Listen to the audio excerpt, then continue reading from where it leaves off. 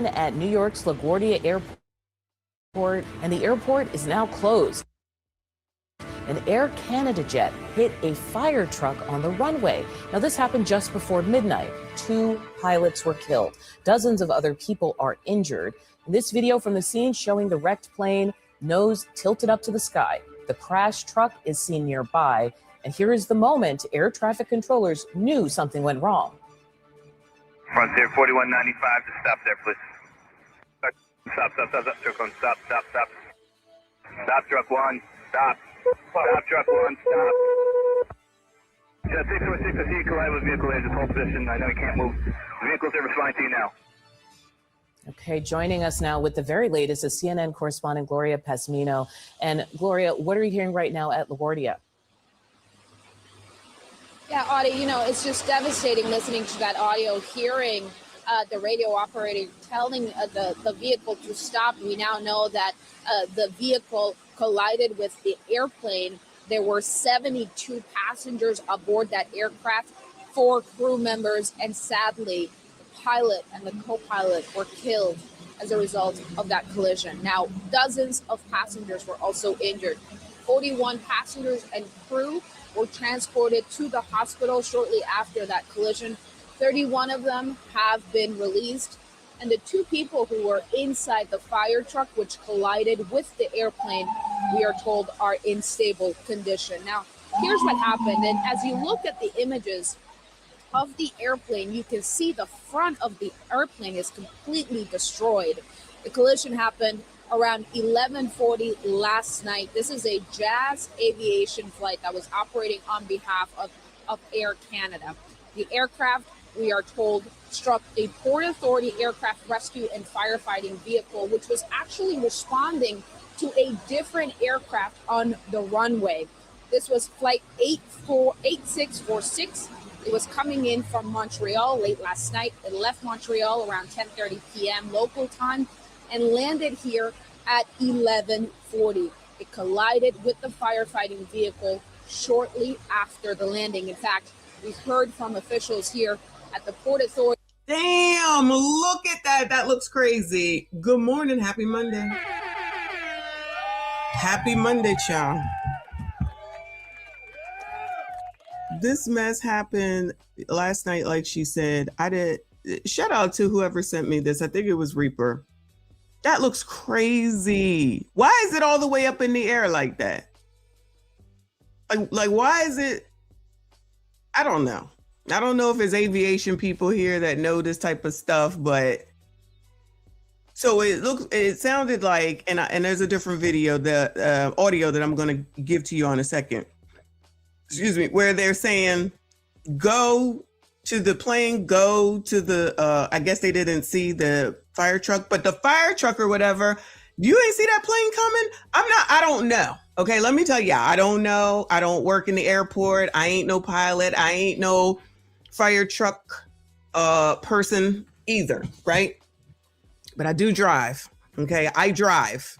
So if I am driving and I hear the whistle for the train, I'm gonna look. And if it look like it's coming, I'm not going. I'm not blaming nobody. I'm just explaining my thought process on this. How is it that the person in the fire truck didn't see the plane coming? Because I'm telling y'all, I'm gonna be looking for some planes. If I'm out here on the tarmac, I think it's called, I'm out on tarmac with a bunch of big ass planes, I'm gonna have to be on the lookout. Which manages the airport, they described the moment saying the collision happened during the landing. Now, this was a regional jet aircraft. It was traveling south, going very fast, about 130 miles just before it hit that fire truck. Now, the passengers. Now, what's going on with the people in the fire truck? That's the fire truck on its side, it looks like. It looks like it's on its side. Do you see it? Maybe it's just me. It's definitely not face up. But then again, if you just ran into 130 mile an hour, however many, tons or whatever a plane, weighs, I'm surprised that it's even on its side, not obliterated. Who did not have to be transported to the hospital were actually seen leaving the airport just a short time ago. I was able to catch up with one of them. He described the moment to me, telling me that it was a hard landing and that they had no indication that there was a problem on the runway. Take a listen. We went down for a regular landing. We came in pretty hard. We immediately hit something, and it was just chaos from there. About 5 seconds later, we had come to a stop, but in that short period, I mean, everybody was hunkered down and everybody was screaming. Pretty quickly, we didn't have any directions because the pilot's cabin had been kind of destroyed. So somebody said, let's get the emergency exit and get the door and let's all jump out. And that's exactly what we did. Audie, the passengers who did not have to be transported to the hospital were set up in a airline lounge. They were reunited with their family members. And as I said, many of them were leaving the airport just a short while ago. The FAA issued a ground stop here at LaGuardia Airport shortly after the incident. That ground stop has been lifted now, but the airport is closed. Officials telling us it just what we needed in the midst of everything else that's going on. Now LaGuardia is closed, child. Now, I'm not saying that it shouldn't be, because it probably needs to be. And then that's another bunch of people who are now affected even more travel-wise. These people, damn, you see her ass? I'm sorry, let me focus. Now you got these people traumatized, of course. Like I feel comfortable flying. I'm not scared to fly. But y'all, let me tell you something. You just came in for a landing. There used to be a time when you come in for a landing, people clap and thank the pilot. They seem to not do that anymore. I always am like, thank the Lord and thank the pilot for getting us, landing safely through the skies. That's just how I look at it. But, this is all the more reason to be thankful, that you make it. Because anything can happen. We already know that. Anything can happen while you're driving or whatever. But child, this is crazy. But child, look at her ass, child. All right, let me stop. Anyway. In the last hour, they expect LaGuardia Airport to remain closed at least until 2 o'clock in the afternoon. The National Transportation Service Board, the NTSB, is on the ground launching their investigation. And I just have to say, the fact that the airport has to remain closed at least until the late afternoon, 2 o'clock today, is certain to cause a lot of delays, a lot of transportation issues here for passengers, which of course comes as we are seeing all these other problems, delays and long lines as a result of the partial government shutdown. So it's going to be a busy and likely, a troublesome morning for people who are going to be traveling. Audie? Okay, that's Gloria Pesmino at LaGuardia with the latest. I want to bring in now CNN transportation analyst Mary Schiavo, former Inspector General for the Department of Transportation. She's also investigated countless aviation crashes. Good morning, Mary. Thank you for being with us. Just to give people the state of play right now, we have those images of the plane. We just heard from our reporter, it was traveling something like 120 miles per hour coming in for its landing.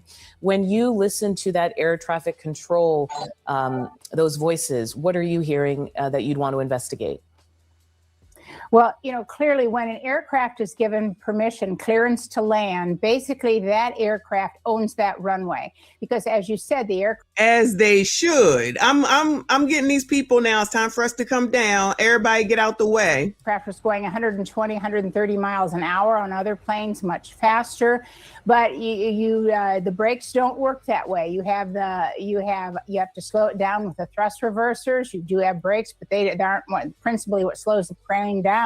So once that aircraft was given permission, clearance to land, it owned that runway. Now, the fire truck we're hearing was also cleared to cross the runway. Did the controllers think that the fire truck would be crossing behind this aircraft, that it would be further down the runway? Those are things that the investigators will want to know. But because it's all recorded, everything that happens in air traffic control is recorded in the tower cab. Of course, there's also ground control and other controllers there. But at this point, speed the aircraft was going, clearance to land, it owned the runway. So that will be probably where the NTSB starts. Can I follow up with what you said about the fire truck? I think most of us don't know how emergency services work. What was the emergency that they needed the fire truck to? That's a good question. Where were they on their way to? But seriously, y'all, So you're out here with all these planes, and I'm not blaming, I just have questions. So you out here with all these planes, you know, they bigger than you, they huge, they coming, they going. No, y'all didn't look and see that this plane was coming? The people in the fire truck, which they haven't said, I'm assuming that they're okay, because at this point only 2 people have died. That was the 2 pilots at this point. So what happened to what's going on with the fire people? Where are they at? Because child, that couldn't have been good. That couldn't have been a good. You see the thing on its side right there. Good morning. Thank you, Chris. I appreciate you. He said the Democrats would rather protect illegal aliens and their future voters than fund DHS and protect Americans. Trump bad, Trump bad. Well, I wouldn't blame this on what's going on politically. I think this is what is this, air traffic control issue? What's going on with that? Does that make sense? Like, let me go over here. Let me go over here. Hold on. Let me find it right here. All right. So this is collision landing airplane collided with vehicle on the runway at Laguardia in New York, child. Real ATC audio. I don't know what ATC is, but listen and watch this. But watch this. Flighting 175, runway 20, cleared for takeoff.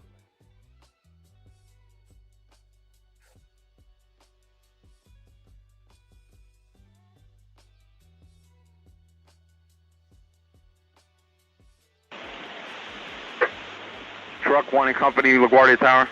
Truck 1 and Company. Truck 1 and Company, LaGuardia Tower, requesting to cross 4 at Delta. Truck 1 and Company, cross 4 at Delta. Truck 1 and Company, crossing 4 at Delta. Frontier 4195 to stop there, please. Stop. Truck 1, stop. Stop, Truck 1, stop. Stop, Truck 1, stop.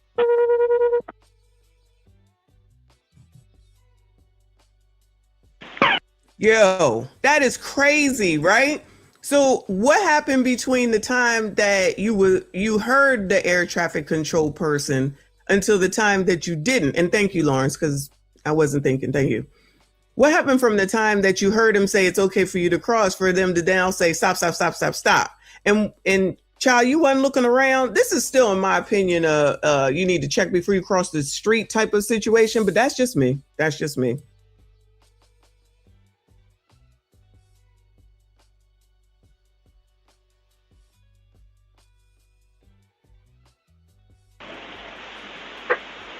Truck 1 and Company, LaGuardia Tower. Truck 1 and Company. Truck 1 and Company, LaGuardia Tower, requesting to cross 4 at Delta. Truck 1 and Company, cross 4 at Delta. Truck 1 and Company, crossing 4 at Delta. Yo, look, you're not looking to the right and to the left before you cross? Or listen, I don't know. Y'all know more than me. So you just go because they said that it's okay to go. So you don't see that plane coming, allegedly? I'm just asking. I don't know. I know they said it's okay. So you hear them asking, can we cross? They say, yeah, you could cross. And then you didn't hear them when they said, stop. Yeah, I'm thinking it is in some way, shape, or form at this point, because you said it was okay, but weren't y'all supposed to know that this plane was coming? I don't disagree with you, Zoomer. So you allegedly knew this plane was coming, and then you told this truck that it was okay for him to cross, but I'm still looking. LaGuardia Tower, requesting to cross 4 at Delta. Truck 1 and Company, cross 4 at Delta. Truck 1 and Company, crossing 4 at Delta. Frontier 4195 to stop there, please. Stop. Truck 1, stop. Stop. What? They can't hear this now all of a sudden? They can't hear him saying to stop all of a sudden? They was just talking. LaGuardia Tower. Truck 1 and Company. Truck 1 and Company, LaGuardia Tower, requesting to cross 4 at Delta. Truck 1 and Company, cross 4 at Delta. Truck 1 and Company, crossing 4 at Delta. Frontier 4195 to stop there, please.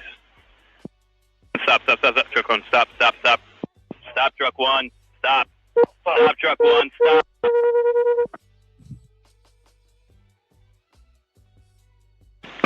Delta 2603, go around, runway heading 2000. Jet 646. Jet 646, I see you collide with a vehicle there. Just hold position. I know you can't move. The vehicles are responding to you now. Is the runway closed? Del 2603, go around. Runway heading 2000. Heading 2000, go around. Del 2603. LaGuardia Tower. Truck 32, runway 4 is closed, correct? Yes, go on to runway 4 now. Proceed on runway 4, you have access. Tower, car 90, runway 422 is closed at this time. 90, roger. LaGuardia Tower, vehicle 98. 98. 98. Vehicle 98. Vehicle 98, please show at this time. Runway 422 is closed. I repeat, runway 422 is closed at this time. Tower, car 90, LaGuardia Airport is closed at this time. Del 2603, runway 3000, go to approach 20.8 now. 3000, over. South 3988, cross 13 Romeo, left at Papa. South 3988, cross 13 Romeo, left at Papa. We'll cross 13 on Romeo, left on Papa, Southwest, 3988. 2603, 20.8, they're looking for you. Tower, car 90, to reiterate, LaGuardia Airport is closed at this time. No aircraft in or out. Okay. Frontier 4195, you copy that? All right, there's an incident on the field. We're closed right now. Just stand by. South 3988, proceed Bravo Kilo for lane 8. JetBlue 1199. Call us back in 10 minutes. There's been an incident on the field. The airport's closed right now. Wow. Shout out to Ben. I appreciate you. I'm going to go back. So I do agree that the plane does not have enough time. He's going 130 miles an hour. You just came in off of the landing. If that plane had tried to like swerve or something, then it would have been more tragic. I don't know if a plane can swerve. I don't know, right? But in my mind, I'm thinking if you tried to swerve, then that would have been worse. Does that make sense? Again, I don't know if you can or not, especially you're going 130 miles an hour, trying to slow down, of course. So maybe it was less, but why couldn't they hear when they were requesting permission to cross? Wait, let me say, when they were requesting permission to cross, they could hear, but when they said to stop, they couldn't hear. I'm just confused about that part. And again, it might just be me. I'm going to look before I cross because there could be a plane coming. Again, that's just me. Maybe it is short staff because that's a thing with air traffic controllers, isn't it? Allegedly.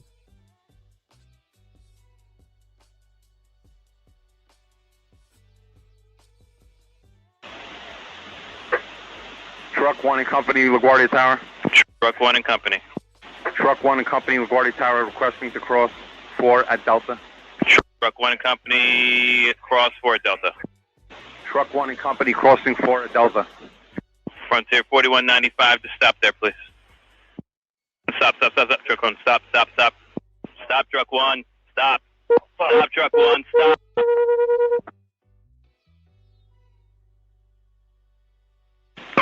Del 2603. That's just crazy to see, y'all. I'm sorry. And that obviously that's how it happened, but that is crazy to see.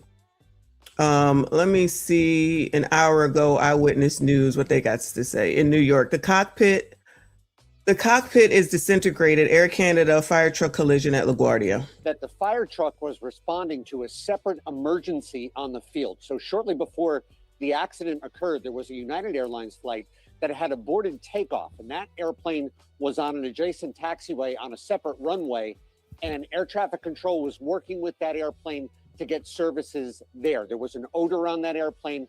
Apparently, from what we're hearing on some of the tapes, the flight attendants were complaining of being ill. So air traffic control was trying to get the fire truck over to that United airplane to provide assistance there. Also keep in mind, LaGuardia Airport, the runway configuration is like this. They cross. So it's very complicated, even just to taxi the airplanes around. Very important to stay out of each other's way. Now you have an emergency in the middle of it and a fire truck crossing the runways. Things get complicated. They happen really, really fast. What occurs to you? You look at this picture, the front of the Air Canada Express plane is sheared off. We know that 2 pilots were killed in this collision, and you cannot even tell that that was a Port Authority fire truck underneath the nose of that plane. What does that bring to mind for you as an expert? And also, who's in control of who's moving where and when? So I heard you ask that question before, and that's a very good point. So all of the movements on the field they're all judged by air traffic control. They give the permission to move everything, whether it's an airplane, a taxiing airplane, departing airplane, or even a car, in this case, a fire truck. So every movement that fire truck in this case would talk to air traffic control and request clearance to cross the runway. At the end of the day, the air traffic control tower is in charge of everything that moves on that field. Oh, well, you know what's about to happen. Dalawasha, I want to be careful because it sounds like the internet starting to internet or the StreamYard starting to StreamYard. The passengers are alive. Only the 2 pilots have died, but I'm trying to understand what happened to the fire truck people because that thing looks a mess too. Can you imagine listen, let me tell you something. You get hit by a whole ass plane that was going at max 130 miles an hour and you survive, better get down on your knees and pray to the Lord God in heaven above, because that could have been completely different. So at this point, from what I've seen, it's only the 2 pilots, the pilot and the co-pilot.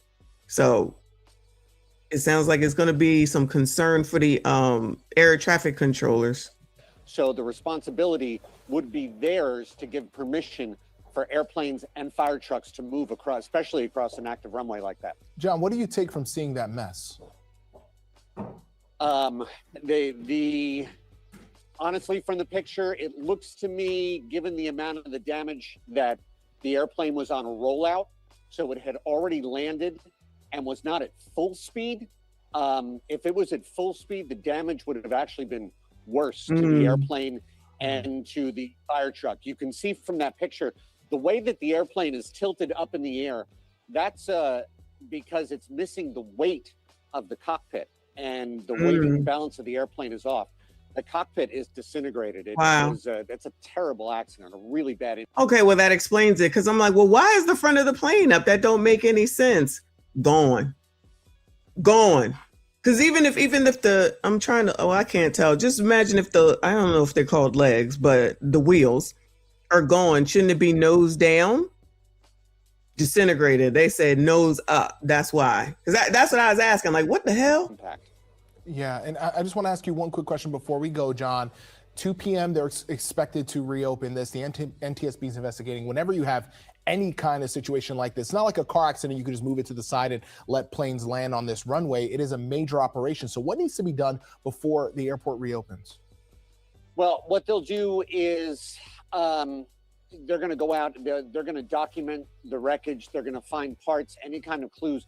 They're going to try and pick that up. And depending on exactly where, and again, so you've got 2 runways like this, depending on where that accident took. Wait. 2 runways that cross each other? What kind of mess is that? Tracy, it's Air Canada. It was Air Canada. How the hell? So 2 runways. I mean, I don't know. Yeah, I don't be paying that much attention. So they just crisscross one another? Woo, that sounds crazy. Place will depend on how quick they can get the other runway reopened. The runway that this accident occurred on, I wouldn't expect to see that open today. Maybe that'll be reopened tomorrow. They'll have another operational runway. They'll try and run all of their departures and arrivals off of that. If you're traveling this afternoon out of LaGuardia, keep an eye on your flight. I think there's a good chance it will at least be delayed. It may be canceled. I don't think they're going to get 100% of their arrivals and departures going, but they're going to keep this one runway closed likely for quite some time while they conduct that full investigation. Okay. 30 minutes ago. Let's see this one. All right, we're staying on top of 3 big stories that happened. 3? The hell else happened? Overnight. We'll begin with our largest one with the biggest impact. This is definitely an up-to-date shot. So it's raining on the East Coast today, at least in the northern East Coast. Shout out to all of y'all if you're in this mess. Yesterday it was a 70 some odd degree day, and today it's supposed to go down to the 40s if I'm not mistaken. So now they got to contend with the rain, which means it's also going to be not as bright as they need it to be. Airport is shut down. LaGuardia is shut down until at least 2 p.m. Then they're going to have to come back and figure out what to do with everybody who's rerouted. Then they got to come back and deal with what we've already seen that we've been following. They have to deal with regard to TSA. Lord help your people. Ground stop in effect until at least 2 this afternoon because of what you're seeing live here on our screen at LaGuardia Airport. A deadly crash involving a plane and a fire truck. Here's a live look at that airport this morning. Many emergency vehicles are still on scene. It looks like a drizzly, foggy morning, which, as we've heard airport officials say, could have been a factor in this crash. And we do know, unfortunately, that two pilots are dead and dozens of people are injured right now as a result of this crash. Oh, okay. So now we know that some passengers are injured. I didn't hear that before. This is only about 10 minutes old, this broadcast here. Yeah, officials confirmed in a news conference this morning, which we brought you live, that at least 41 passengers and crew members went to hospitals. Authorities say an arriving Air Canada Express plane. Damn. And I sit in the front. I like sitting in the front. Damn, that looks crazy. The front looked like it could have been an explosion. I'm not saying that it is, but that looked crazy. It looks like an explosion. Plane collided with a fire truck on the runway late last night. Of those taken to the hospital, at least 32 have been released as of this morning, but officials say there were very serious injuries. A Port Authority official says the aircraft had 70 people on board. It's unclear whether that number includes the crew members. While crews investigate this crash, no flights are permitted in or out of LaGuardia through later this afternoon around 2 p.m. This is already causing a change in plans at a lot of airports in our area, including PTI, where we find our Giselle Thomas this morning. Giselle, we already talked to you earlier, and you showed us a lot of the canceled flights on that board. Yes, the overall theme that we're really seeing is some of those canceling flights, whether it's those that were supposed to come here to PTI from LaGuardia or those leaving out of PTI to go there, they have been canceled. Now, not only coming from in the morning time, but now we're seeing that really go into the afternoon. Taking a look at this board, we're seeing that here, there's a flight here that was coming out of LaGuardia. It's canceled. That was 10 o'clock. Then we're also seeing another cancellation going to 1 and then a bit later on till 3:18. That's already later on into the afternoon. Then even going over on the departure side, you're seeing that there's some flights that was canceled going at 10:52 and then a little bit later on to 11:26. Now we're really just seeing those trends between Delta and also American Airlines. We're over here on the Delta side. So I was able to speak to one of the ticketing agents here who said that they're really just working to rebook people at this time, and they're just truly hoping that the airport opens soon. Now keep in mind, we are a smaller airport here at PTI, so right now, the reason why we're showing you this board is because there's no delays or any setbacks here in our security lines or anything like that. We do know that PTI is a pretty quick airport, but the main thing is people who are trying to get over to the New York area, they're experiencing these cancellations. Now, again, they said they're working to rebook, and I was able to also just take a look at some of the airlines' main home pages, where if you're trying to book a flight to get to LaGuardia, at least today, right now, they're not even allowing you to book a flight. And we do know, although they can be particularly expensive, you are able to book a same-day flight. So to see that already kind of shows a sense of urgency, but also that right now they're just taking a pause to figure out everything that's going on in that area. In the meantime, we'll work to make sure to keep you updated on what we see. So far, we are seeing a lot of those cancellations really going into the afternoon, and then we'll make sure to keep you guys updated as we learn more. Live in Greensboro, Giselle Thomas, WFMY News 2. Yeah, Giselle, we know this ground stop is compounding an issue many airports across the country are already dealing with, that the partial government shutdown is forcing TSA workers to go without pay. Have we seen any of those problems at PTI as of this morning? So again, I mentioned a little bit earlier that right now we're not seeing any delays in the security lines. It's one of the reasons that we're not really. Oh, shout out to PTI. I don't know where that's at, but they got no delays. Shout out to them. Showing you guys the lines because we didn't want to just show you that there was no one in the line, as in no long lines or delays. One thing that we do know is happening at PTI, which was actually pretty amazing. A lot of the people here, they are allowing people to donate gift cards to help some of those TSA workers that are impacted. So right now, from what I understand, it's about $20 or less, and they're asking it to be a gift card from from any type of service, as long as it is not like an American Express or something like that. But you are able to donate to help some of those TSA workers that are impacted here. So just one way to give back. But again, the lines, there is no one in those lines. So that's why we're just kind of showing you guys the main impact here on these information boards.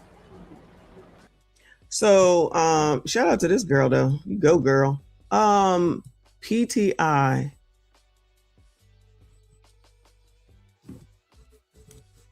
I'm trying to see who the hell that is. PTI. Pardon the interruption. Airport? Greensboro, North Carolina. Oh, all right. They're way out there. So this is in Greensboro. Oh, shout out to y'all. Greensboro, North Carolina. Ain't no problems there. I've never heard of that airport in my life. So if you need to get out, I guess you should go over to Greensboro. Let me see. This is WT&H, wherever they are. Pilot and co-pilot killed in collision between jet and fire truck at New York's LaGuardia Airport. Are believed to be dead after a plane crashed into a Port Authority fire truck at LaGuardia Airport last night. The crash forcing the airport to stop all flight operations. Yeah, and this morning giving you a heads up that you could see an impact if you're flying in or out of airports today. News 8's Brittany Taylor live for us at Bradley International Airport with everything we know so far. Brittany, good morning. Keith, Laura, good morning to you. Here at Bradley, things are moving normally. Okay, where's Bradley? Because I've never heard of that either. You can see the TSA line behind me. This is normally rush hour when it comes to flights departing here at Bradley. So things are normal. And I did just check the flight board.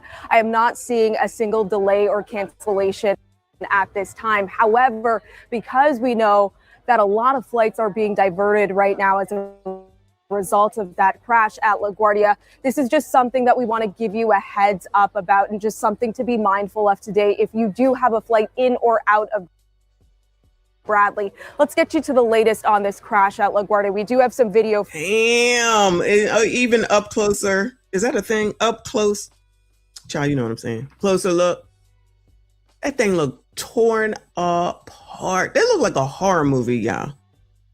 That looked like I don't even know.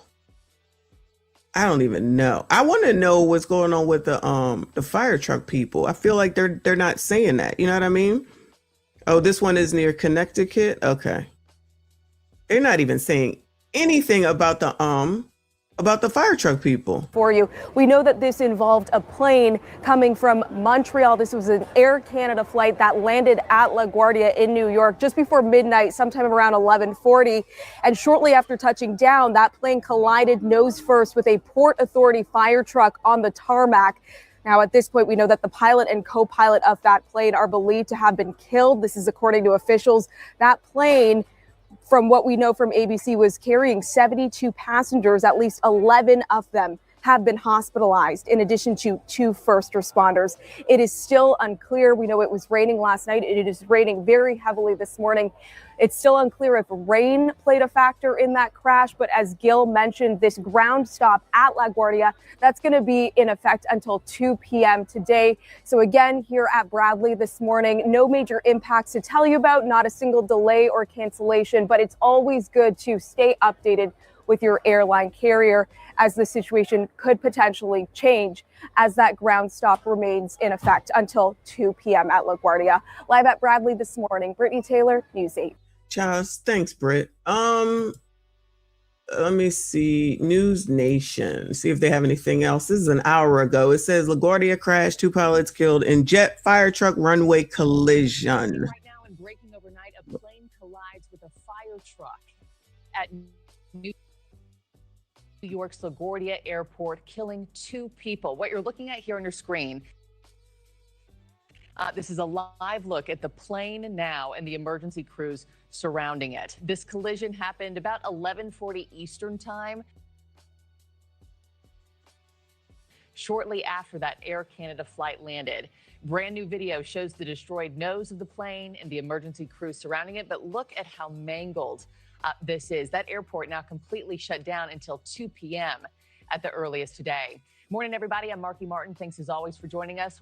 Want to get right out to News Nation's Marcus Espinoza, who's live at LaGuardia for us. Marcus, I know media is being kept a good distance from the crash scene. It's an ongoing investigation. What's your sense of what that scene is like right now? Hey, Marky, good morning. A devastating morning here, of course, as 2 people are dead. The pilots of that Air Canada regional flight that you mentioned there as well. Dozens of people taken to the hospital as well. I want to go over the scene that I'm standing at right now. I'm basically at the airport in between Terminal A and Terminal B. That is what I am placed at right now. So you have the airport directly behind me. This is the American Airlines kind of hub right here. In front of me, obviously busy New York roads here in Queens, completely shut down. So nobody is getting in. Folks are able to leave and exit, but this airport is closed at least until 2 p.m. Nothing else is flying in or flying out. I was just about to say, I wonder if they're going to send you to Bradley. It was Bradley, I think you said, in Connecticut. Because what if you was in the air already? What do they do? I mean, I guess they divert you, right? Then how do you get to your destination? This is a mess. For a considerable amount of time. As soon as this happened, more than a dozen flights were immediately diverted and canceled to begin with. That is extended. And so that's the scene right now, completely shut off. I had to show my media access badge just to even get to where I'm standing today. Want to look at that video again. It's a devastating image. It shows you that this was not some gentle bump. This was a significant crash there. You can see most of the nose of the plane hanging in the air, and the entire cockpit is destroyed. Officials say the New York Port Authority fire truck was responding to a separate incident when it was struck crossing the tarmac. The fire truck requested permission to cross the taxiway, was cleared to do so by air traffic control, but shortly after, you can hear a controller telling the fire truck to stop multiple times. Take a listen. Truck 1 and Company, LaGuardia Tower, requesting to cross 4 at Delta. Truck 1 and Company, cross 4 at Delta. Truck 1 and Company, crossing 4 at Delta. Frontier 4195 to stop there, please. Stop, Truck 1, stop. Stop, Truck 1, stop. Stop, Truck 1. Is it Truck 1's fault to not, because he didn't stop? Just a lot of questions, y'all. He said, like I said before, he could hear them when they said give permission to cross. You got permission. But then after that, he couldn't hear when he said stop. Y'all, don't let there be no cell phones involved. I'm just thinking as we keep going over this over and over and over again, why did you hear it when he said it was okay? Why did you not hear it once they said stop? And why are you not looking to your right and to the left since you're going across a plane landing spot, whatever you call it, Cha? Delta 2603, go around, runway heading 2000. Jet 646.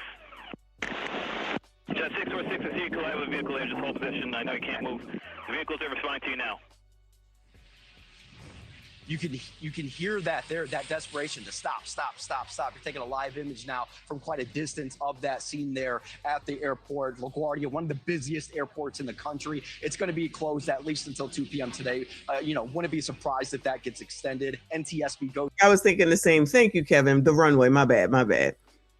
Yeah, I'm thinking like, they can say 2 o'clock now, but it's possible it'll be extended. Team already been launched to investigate, going to be on scene here, I imagine, very shortly. The Air Canada flight arriving from Montreal and was traveling down runway 4 when the collision occurred. Shortly ago, airport officials explained some of the control tower procedures for taxiways. The procedure always is in deference to the control tower anytime anyone is moving on any of our runways or taxiways. So they have to get clearance. Tower? They have to get clearance from the tower to move on our runways and our taxiways. Oh, the thing said that 41 went to the hospital, 32 were released, so that's good. Marky, so obviously no flights are getting in and out again. This airport is completely closed, coming at a time when airports right now are facing TSA staffing issues, all kinds of problems right now with flying, with DHS partially shut down. all kinds of issues here, which Xavier is going to cover as well. But at the scene, this is completely closed. Nobody can get into this airport. They got to figure out other plans. My producer told me he ran into a family that he heard them talking about, how do we even get an Uber out of here to get to another airport? That's the kind of confusion this closure has caused. I'm right in front of the Grand Central Parkway here, a major thoroughway for folks as they're trying to get to work. So it's certainly causing a lot of issues this morning, as tragically 2 people are dead. Several dozen others went to the hospital. 9 remain there still. So this is a serious, tragic incident here, It's horrific. And as we can see and hear, an ongoing investigation. Thank you for watching. Thanks, Chris. All right. So if y'all didn't see this, if you just got here, hit the like button for me. Subscribe if you are new. This is like a visual. I mean, I don't know if they really do it like this, but this is crazy to watch.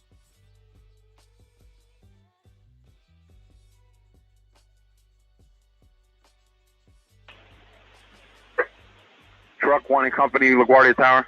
Truck 1 and Company. Truck 1 and Company, LaGuardia Tower, requesting to cross 4 at Delta. Truck 1 and Company, cross 4 at Delta. Truck 1 and Company, crossing 4 at Delta. Frontier 4195 to stop there, please. Stop, truck 1, stop. Stop, truck. He just said to stop there, please. He just said to stop there. Truck 1 and Company, crossing 4 at Delta. Frontier 4195 to stop there, please. Stop, truck 1, stop. Stop, truck 1, stop. Stop, truck 1, stop. You just heard him say that. Like, I'm so confused right now. This visual is crazy. This visual is half damn crazy. Truck 1 and Company, LaGuardia Tower. Truck 1 and Company. Truck 1 and Company, LaGuardia Tower, requesting to cross 4 at Delta. Truck 1 and Company, cross 4 at Delta. Truck 1 and Company, crossing 4 at Delta. Frontier 4195 to stop there, please. Stop, truck 1. So they just asked and they said not to go, right?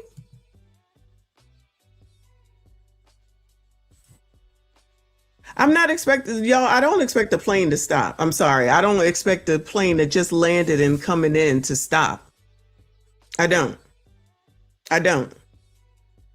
The only person that can to do anything to prevent this is the fire truck. So why didn't they hear to stop? Truck 1 and Company, cross 4 Delta.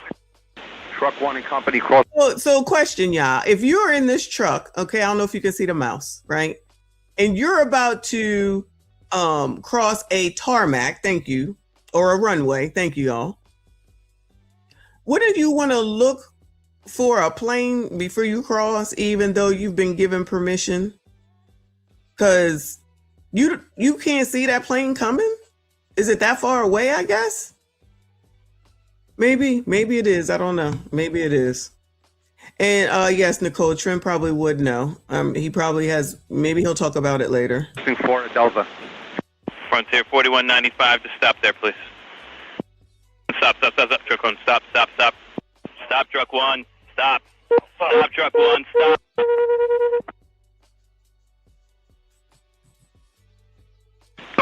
Delta 2603, go around, runway heading 2000. Jet 646. Jet 646, I see you collide with a vehicle here, just hold position. I know you can't move. The vehicles are responding to you now. Is the runway closed? Delta 2603, go around, runway heading 2000. Heading 2000, go around, 2603. Laguardia Tower. Truck 2, runway 4 is closed, correct? Yes, go on to runway 4 now. Proceed on runway 4, you have access. Tower, car 90, runway 422 is closed at this time. 90, roger. LaGuardia Tower, vehicle 98. 98. Vehicle 98. Vehicle 98, please show at this time. Runway 422 is closed. I repeat, runway 422 is closed at this time. Tower, car 90, LaGuardia Airport is closed at this time. So 2603, runway 3000, go to approach 20.8 now. 3000, over. So 3988, cross 13 at Romeo, left at Papa. So 3988, cross 13 at Romeo, left at Papa.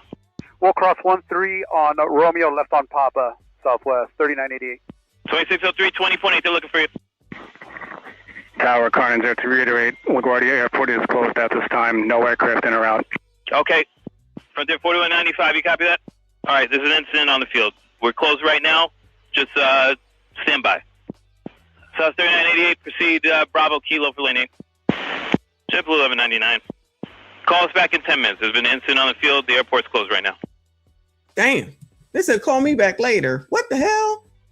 All right. Hiram, what you mean we up early? We be up. There's stuff going on. We need to know. We need to know.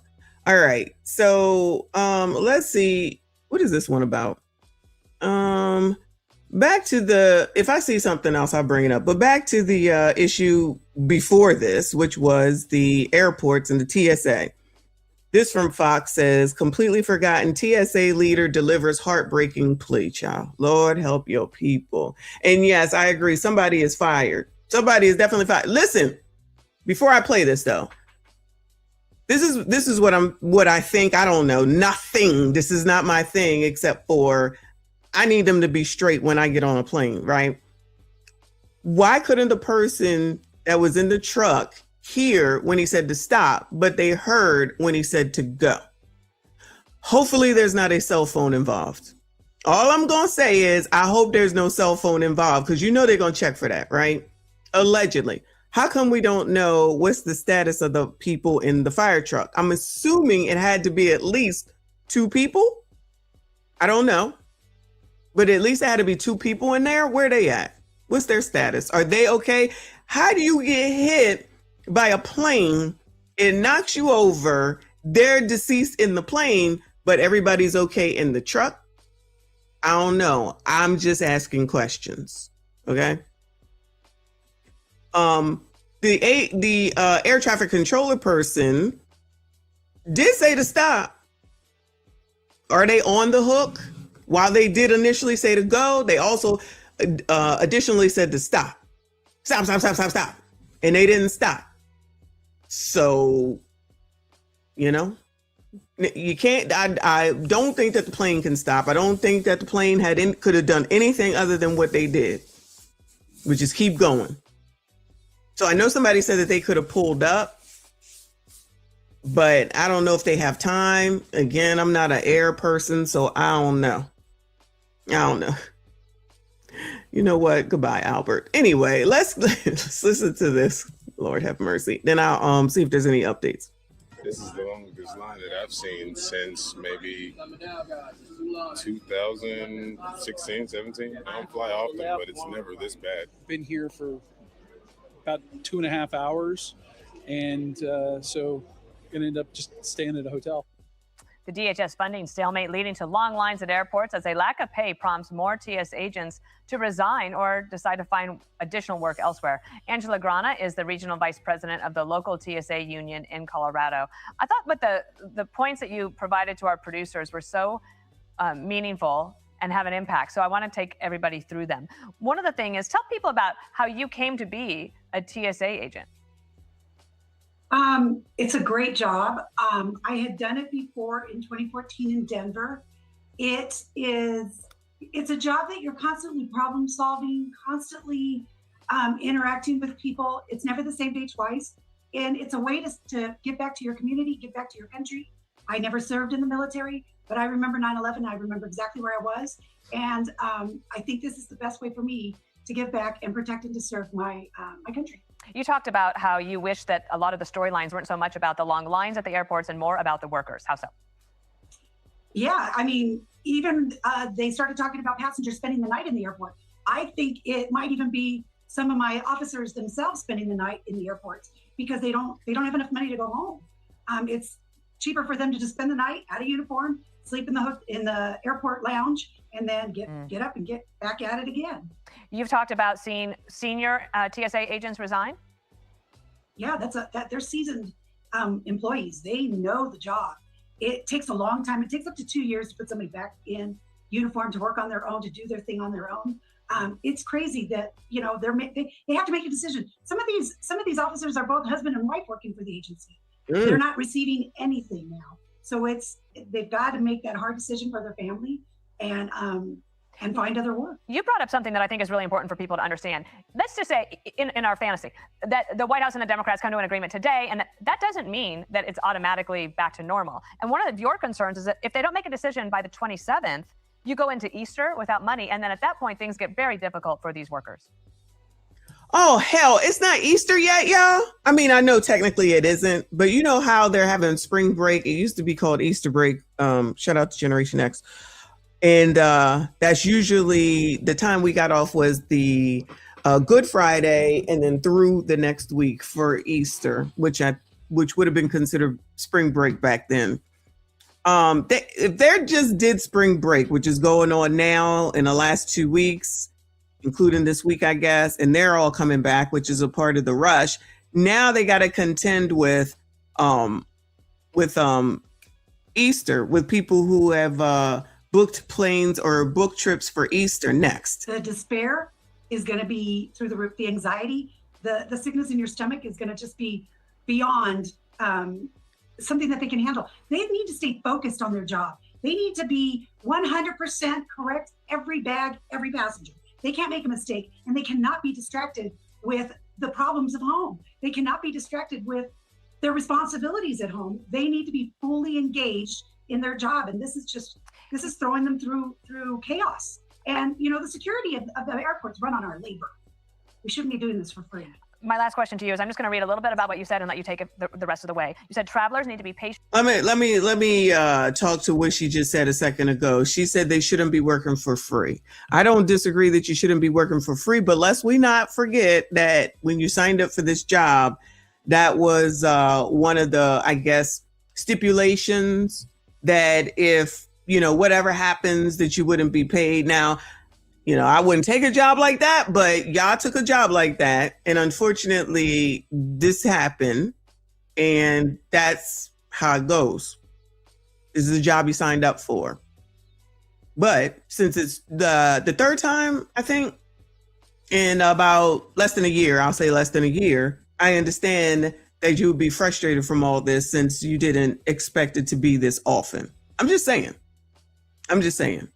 But this is how the job goes at a starting salary of $35,000 to $45,000. I mean, shout out to you, ma'am, for wanting to serve and help others. That's amazing. I ain't working for free. That's just me. Chaos. And, you know, the security of the airports run on our labor. We shouldn't be doing this for free. My last question to you is, I'm just going to read a little bit about what you said and let you take it the rest of the way. You said travelers need to be patient with us, walk a mile in our shoes and see how they would feel. It's un-American to not be paid for a job done. Last word to you. Exactly. How would they feel? You put on that uniform. You're proud to wear that uniform. You protect and serve your nation, the traveling public, and we feel forgotten. We feel completely forgotten. I don't have a magic word or a magic wand to make everything go away. I am feeling the anxiety just like my fellow workers. How much more can we last? We're not robots. We're human beings. And we deserve to be paid. This can't keep going. This just can't keep going. Angela, you're an incredible advocate for the TSA workers. We stand with you, and we will stay in touch and hope that this gets resolved very soon. Now, listen, I support you should be paid for the work that you do. I also want to point out that this is how this job goes, unfortunately. Now, for it to go this long is half damn crazy. Again, so Big Boy said third time in 6 months. That's a lot. But let me see what else I got before I get to this other crazy story. Oh, well, we might as well get to the ICE agents that are allegedly coming, child. Let's go here. KTLA, so it's Los Angeles. ICE agents being deployed, allegedly. This is as of 6 to 7 hours ago, so I guess they coming. Hours, ICE agents will begin showing up at airports all around the country and perhaps at LAX to assist overwhelmed and unpaid TSA workers. And the Trump administration said that the government shutdown has led to many of these workers calling out sick or just quitting altogether. The call-outs have led to long and slow-moving security lines that are frustrating travelers during one of the busiest travel seasons of the year. They also have led to flight delays and cancellations. But what exactly will ICE agents be doing to ease those travel woes? Carlos Acedo has been tracking today's controversial developments. He joins us live. Ain't nothing they're going to do that's going to ease nothing. Live now from LAX with reaction from travelers. Carlos. Hey, Rick Kareen, the TSA lines here at the United Terminal at LAX have been pretty steady for much of the day. No major issues to report or longer wait periods as a result. But come tomorrow, things might look a little different as TSA will be getting a helping hand from ICE agents amid staffing shortages. And as you can imagine, travelers have mixed feelings. In an unprecedented move, immigration and customs enforcement agents will have a new role at U.S. airports come Monday. The Trump administration announcing over the weekend that ICE would be assisting at security screening checkpoints amid a partial government shutdown that has affected TSA workers. Transportation Secretary Sean Duffy on ABC's This Week. If this Homeland Security funding isn't resolved, I think you're going to see more TSA agents as we come to Thursday, Friday, Saturday of next week. They're going to quit or they're not going to show up. About 61,000 TSA employees have gone unpaid since February 14th due to the shutdown. Staffing shortages are growing, with call-out rates topping 9% and hundreds of officers reportedly quitting due to significant financial strain. As a result, wait times have increased at security checkpoints. President Trump saying that White House border czar Tom Homan will be in charge of the ICE operations at airports moving forward. I don't see an ICE agent looking at an x-ray machine because you're not trained in that. There are certain parts of security that TSA is doing that we can move them off those jobs and put them in the specialized jobs, help move those lines. And wait times could worsen as... Well, at least somebody has a plan. 5 government shutdowns in 5 years. Come on, Chuck. Many people take to the skies for spring break travel. And I'm especially concerned because I'm leaving soon, so I don't want to come to the airport 5 hours in advance. It's better than not having anybody here. If they can't resolve the problem through Congress, then he has to do what he has to do to help the American people. 2 federal agencies merging together, trying to work with each other. I don't know. It doesn't seem like that's going to be a big help. On Capitol Hill, the impasse continued through the weekend following unsuccessful attempts to solely fund TSA without funding for the Department of Homeland Security. Cha, I thought they cared about the American people, Cha. In the meantime, President Trump suggested agents could also be tasked with making immigration arrests at airports. The California governor's office responding on X. By sending ICE into airports, Trump is proving the problem in real time. ICE has become the president's lawless, undertrained personal police force deployed to serve his agenda, not the law. Newsom, please shut the hell up. No one asked you. Oh my God, I can't stand him. Can't stand him. You know he's going to run for president. And here at LAX, officials say they don't anticipate changes to their daily operations, saying that the airport so far hasn't experienced longer I want to know what time this was. wait times as a result. For now, we're live at LAX. All right. Shout out to you. He looks like he could be an actor. Let's go to, Shall we go into the ATL? You already know. She was fucking his best friend. So, I mean, everybody's fucking down here in Atlanta. I don't know what to tell you. They breeding like rabbits down here. Everybody getting ass. Shout out to TLA and the ATL. What's going on? ICE agents will be at our airport tomorrow to help relieve some of that congestion. Oh, they're definitely- And this is a live look at the chaos this morning. Security lines. Yo, he just said it like it's confirmed. Like it's confirmed. They're coming. That ICE agents will be at our airport tomorrow to help relieve some of that congestion. And this is a live. What is it? Jackson Hartsfield, I think it's called. One of the biggest airports. A mess.com. Now they're going to put some ICE agents in there. Woo! I got to hear if they're going to put them in Philly. If they put it in Philly, I'm going. Look at the chaos this morning. Security lines snaked throughout the terminal, and they were so long that some passengers didn't even know where the line started. TSA workers have not been paid since February. Atlanta News Source reporter Alani Latang has been at the airport all evening long giving us updates. Alani, what did the mayor say about the arrival of ICE agents? So Mayor Dickens said that ICE will be coming here, but they will be here for line management, crowd control, not to do immigration enforcement when they get here. But take a look at this line. We're in the middle of the atrium between the North and South Terminal. Believe it or not, this is looking somewhat lighter than what they had before. But the person at the front of the line, she told me she's been waiting for 6 hours, and now her flight is tomorrow morning. She's just trying to get through, get something. 6 hours. What'd I say?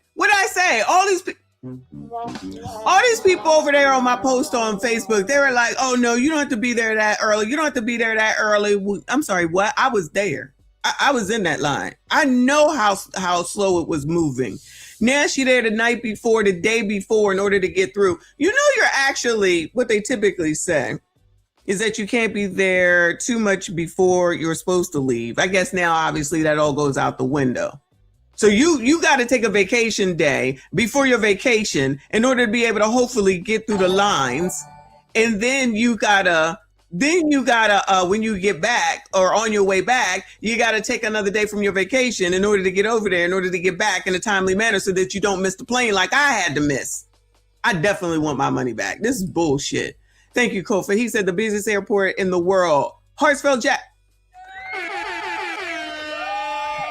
There's a lot going on over there for sure, for sure. There's a lot that goes through there. A lot that goes through there. And putting in TSA or ICE agents, chaos. She's been waiting for 6 hours, and now her flight is tomorrow morning. She's just trying to get through, get something to eat, and then not have to go through this tomorrow morning. So you think it's a joke, but really, if you have a flight tomorrow, start getting in line tonight here, because If you have a flight tomorrow, get in line. Get in line tonight. Oh, but when I said it, I was crazy. Child, please.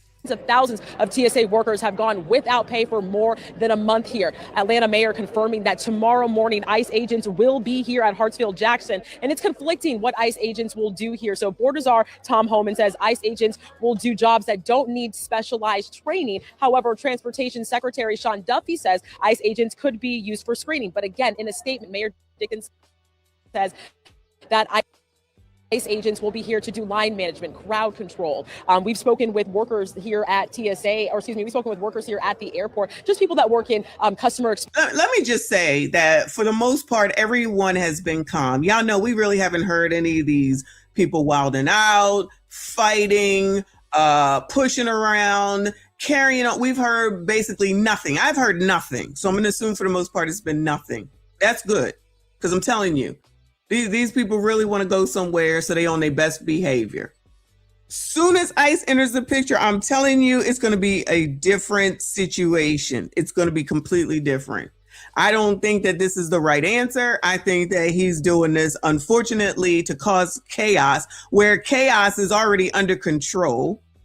That energy need to be put in figuring out how to negotiate to get this shit taken care of before it gets to the way that that lady was saying, how you got to teach people, they got to be trained properly and, you know, what they need to do. And the top people are quitting. Child, you better figure out how to give them some money so they can come on back. But child, what do I know? Anyway. Experience and airport operations, and they say they're welcoming that help because they need more help for just crowd control. I've spoken with other passengers on how they feel about ICE agents coming here, and they say it could create a level of fear for some passengers. This is about going to helping TSA do their mission and get the American public through that airport as quick as it can. While adhering to all the security guidelines and the protocols, we're simply there to help TSA do their job in areas that don't need their specialized expertise. We've already seen how ICE crowd control. Because listen, y'all, there was no one there to direct on where to go. Okay, so there was someone that was in line for 2 hours, and then they finally found out that they were in the wrong line. So then they had to start all over in another line. So there's like no one there directing. Ever so often, someone will come through and say, like in the TSA line, if you don't have the TSA on there, then you're in the wrong line, which is why I started looking at that point, even though it should have been on there. But I blame Frontier for that. And depending on where you got to go, the kiosks were down so that you could get your check-in bag. And if you had to drop off a bag, that line was crazy. If anybody has ever been to the Philly airport, you have to go through, if you're dropping off bags, that line first. And then after that, you then get into the TSA line thereafter, which was zigzagged all the way down, zigzagged again, all the way down, looped back, and somebody gonna talk about 3 hours. You weren't in the line. You don't know. You weren't in the line. That line was not moving. After a half an hour, I moved. I can't do feet, but I wasn't turned around yet after being in that line for a half an hour. There's no way that I was gonna make it. There was no way. Conducts itself. These are untrained individuals when it comes to doing the current job that they have for the most part, let alone deploying them in close exposure and highly sensitive situations at airports across the country. Right. And so why does that man get on my last nerve? I just feel like that man gets on my last nerve. Now down here in this atrium, again, people have been waiting. Look, it's like this. It was like, okay, so there's all this crowd, but then the rest of the crowd is all the way back here. And who knows how far, if you could see the mouse, who knows how far back that one goes. Child. I agree, Amanize. Instead of getting up here on these damn programs, all of y'all need to get back there and figure it the F out and don't leave. Filibust that. Don't leave until you figure it the F out. Several hours. They've been waiting as long as we've been at the airport today at 4 p.m. And again, if you have a flight that flies out tomorrow, I would really start getting your stuff ready to get here very early, because although the line is no longer snaked throughout baggage claim, it still starts back at baggage claim as well. And I've been told by airport workers that in the morning, those early morning flights that's when you're going to see that hectic situation. Atlanta Mayor, I can attest, child. I can attest. Andre Dickens saying in a statement again that he would also monitor what's going on with ICE agents here at the airport. Federal officials say that ICE agents should have their finalized plan for tomorrow by tomorrow. Reporting live inside Hartsfield-Jackson Atlanta International Airport, I'm Alani Latang, Atlanta News First. Alani, thank you. Still significant lines out there even into these late hours. We begin tonight with growing travel chaos coast to coast and a new extraordinary move from President Trump ordering federal. And he didn't even, that's from last night. I think this one is, all right, we looked at that one. I think this one is a little bit more. Did we look at this one? Hold on. Oh, child, yeah, shit, we did. All right, let's hear what she got to say. Immigration agents to step in at the nation's airports as early as tomorrow. Passengers are stranded, lines are stretching for hours, and frustration is boiling over. Travelers packed into terminals like here at New York's LaGuardia Airport facing long delays and fears of missed flights. Similar scenes are unfolding nationwide, including New Orleans, where one traveler described the situation as absolute chaos. The root of the crisis, a partial government shutdown, forcing many TSA officers to call out unwilling to work without pay. The hardest hit airports, Houston, New Orleans, Atlanta, and JFK, are seeing the highest call-out rates. Borders Czar Tom Homan says he wants ICE agents to handle security so TSA officers can focus on passengers and bag screenings. We have team coverage tonight, beginning with ABC's Morgan Norwood, leading us on from Newark Liberty International Airport. With scenes like these taking over airports from coast to coast, 4 hours. Tonight, the political standoff in Washington now colliding with the busy spring break travel crush. The president doubling down on his threat to send ICE agents into airports Monday unless a deal to fund the Department of Homeland Security is reached. Caught in the middle, some 60,000 TSA officers staring down yet another week without a paycheck.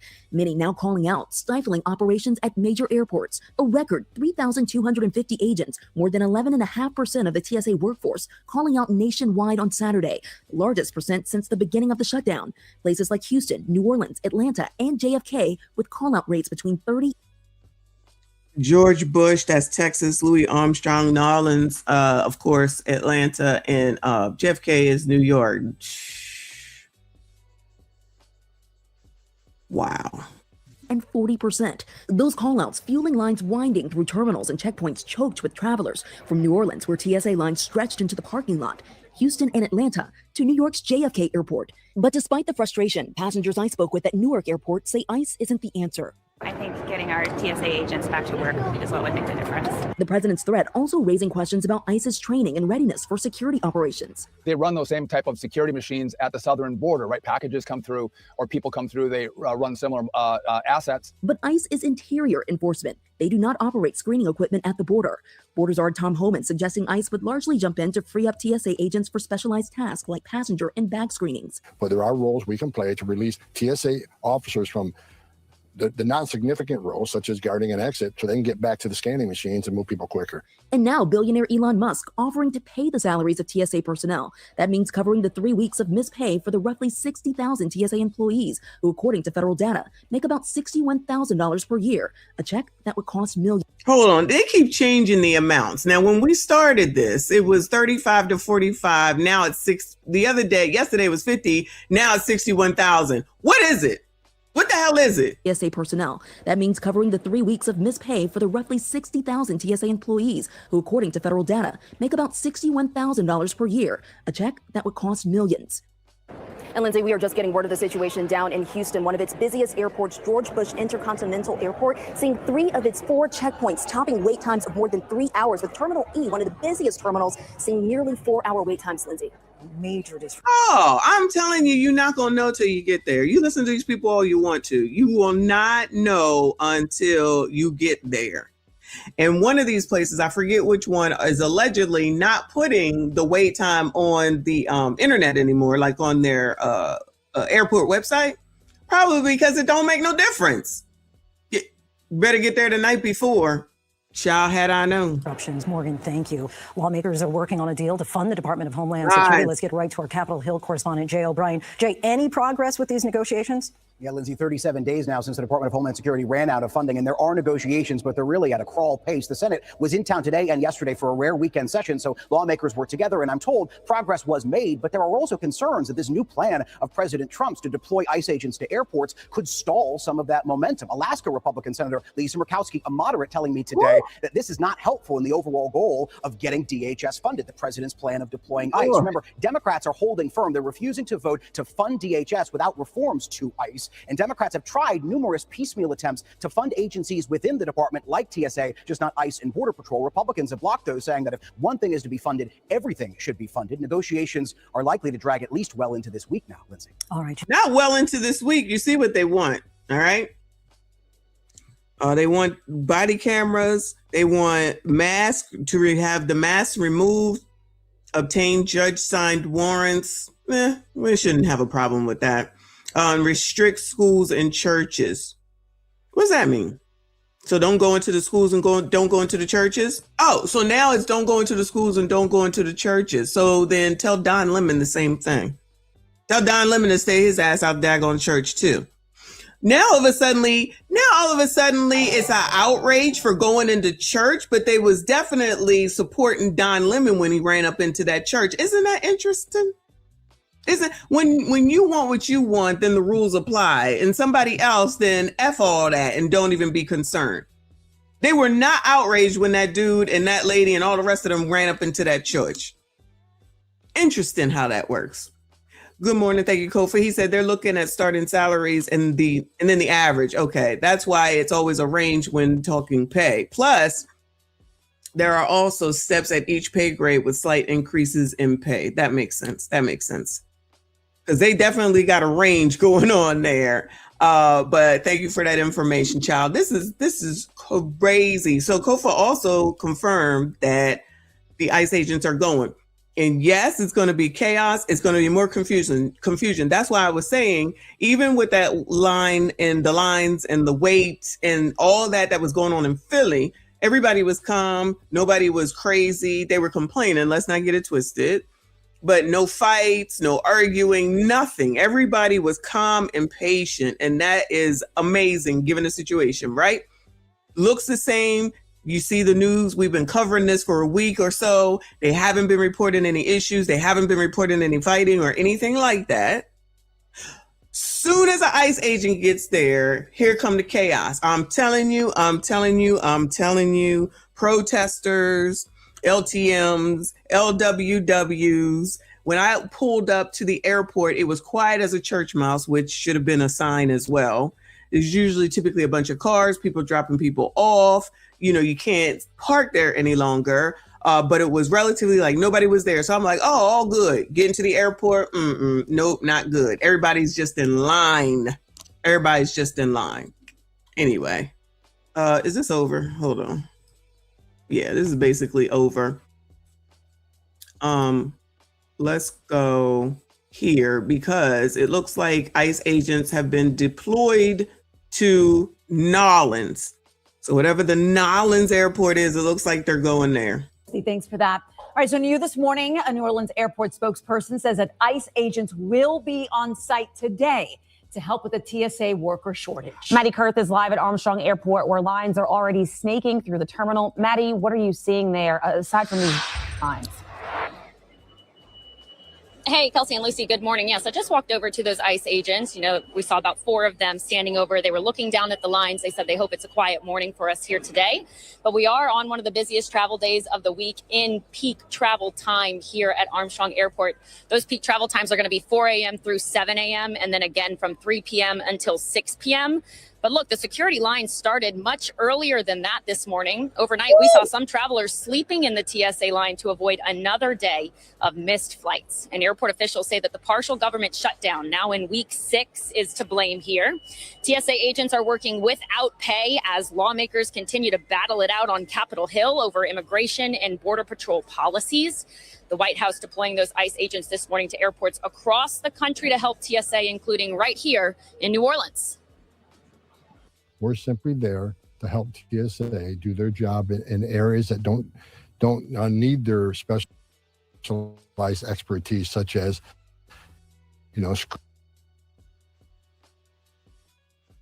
screening through the X-ray machine. I have an idea for Donald Trump. Instead of sending ICE agents to harass travelers at airports, why doesn't Trump get his act together and agree to pay the TSA workers and get the Senate Republicans to do so? Child, why that man get on my nerves too? Child, that man gets on my nerves too, child. I can't do it. I can't do it. So the fight to fund DHS started after federal agents shot and killed 2 American citizens protesting immigration enforcement in Minneapolis. Over the weekend, Senate Democratic leader Chuck Schumer put... Let's say that correctly. 2 people impeded the efforts because they think that what they think matters more than the actual law, and they got taken on up out of here because they was minding a business that don't pay them. I know that's not like what some people want to hear, but let's we not just act like they was just out there just taking aim, all right? Because that's what that sounded like. That's the part that a lot of people want to ignore. You were someplace your ass shouldn't have been. You was in the midst of something you shouldn't have been in. You was in the street parked sideways. You was kicking a vehicle and destroying it. Like, I thought protest was supposed to be peaceful. I thought protest was supposed to be peaceful. But I guess it depends on who it is. And you can just say that something is peaceful, even though it wasn't. And how people can even look back over those videos and just be like, oh, it was peaceful. How is it peaceful when you are impeding? That's not peaceful. That's chaotic. That's why sending these damn ICE agents out here where they will still be doing ICE work. That sounds crazy. ICE work, yeah. While they're still doing ICE work and allegedly helping. Child, I don't know what they can do, but I just don't anticipate it's going to be good. A measure to fund the TSA separately from the full DHS package, but Republicans blocked it 49-41. And so that frustration is growing here at the terminal. So are the lines. What you can't see from this vantage point is that the general boarding lane starts out in the parking lot. Once again here, it's snaking all the way through arrivals. Anyone who's been here at Armstrong Airport before knows just how long of an area or how wide of an area that is. So you are advised to get here at least 3 hours before takeoff on this busy morning, though I've heard from some flyers that the lines were taking closer to 4 hours, 5 hours. So Oh, really? Oh, really? Wow. So now they want to change it up. I could have told y'all that, but I don't know what I'm talking about, even though I was right there. You do have a flight this morning. If you're just heading out the door, you really want to get here as soon as possible. And of course, pack that patience. Everybody's in this together. And listen, somebody a second ago was talking about having to go to the bathroom. Child, you better have somebody with you, because I'm telling you, they're not going to let you back in line, allegedly. Now, like I said, everybody has been nice. Everybody has been kind from what I can see. But I also saw a comment or whatever about getting out of line. You can't get back in, which kind of would suck. Okay. We all waiting for the same damn things. But the odds are is if you're in these lines, you're going to pass a bathroom while you're moving in line. Jump on in there while you by the bathroom. That's the latest here, reporting live from Armstrong International. Maddie Kurth for Fox 8 Local First. All right, Maggie, child, whatever your name is. It looks like ICE agents are at O'Hare. Oh, no. So then that means Brandon's going to probably start talking soon. ICE agents deployed to U.S. airports are spotted at O'Hare. Oh, Bradley, thank you. That the LaGuardia closure is now affecting flights here in Chicago. So we're going to turn now to that part of the story. We sent Lauren Victory to O'Hare this morning. And Lauren, we got 2 stories going on. We have the security lines. And within the last hour, we confirmed that ICE agents are indeed at the airport. Yes, Audrina, that's right. And as Bradley was just mentioning, what happened in New York is having a domino effect here. We know that at least 37 cancellations and 5 delays between LaGuardia and O'Hare are happening this morning. Midway's looking at 9 cancellations. TSA headaches are just ramping up around the country. Oh, imagine the people that were not aware about the crash in New York, and they're showing up, standing in line, finding out. Hopefully they got some alerts.